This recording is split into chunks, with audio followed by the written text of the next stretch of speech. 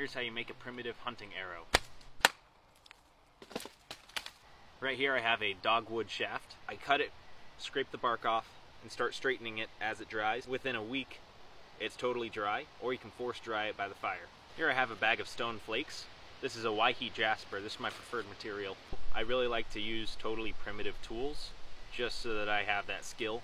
Little spots in the flake like this are great for scraping arrow shafts. You can see those curls that are so easily taken off by this. It's really not all that less efficient than a steel knife.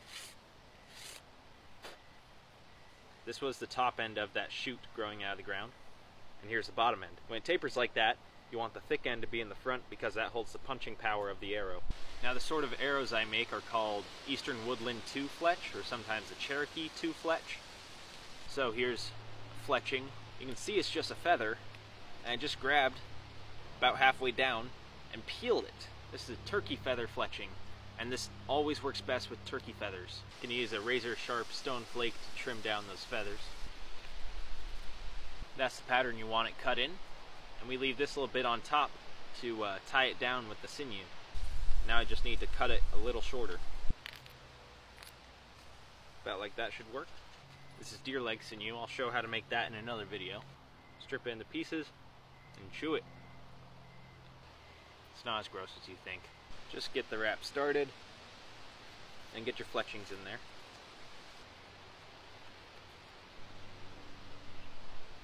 Then you just tuck the little tail of that sinew underneath that last wrap, and it will dry super secure.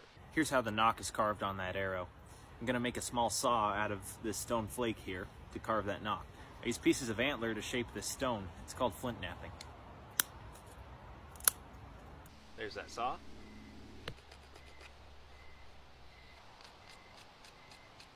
There we go. Now we'll carve a notch for that arrow point.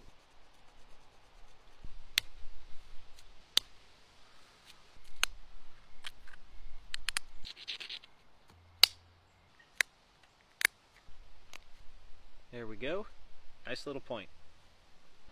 Primitive glue made from pine sap, charcoal, and animal fat.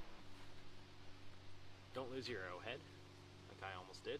Heat up this pitch glue, and I applied some onto that arrowhead, and then just crammed it in there. Applying a little bit of heat after it's set is good to do. There we go. You do the wrap like this. Go around the base, keep everything tight. That is a finished arrow.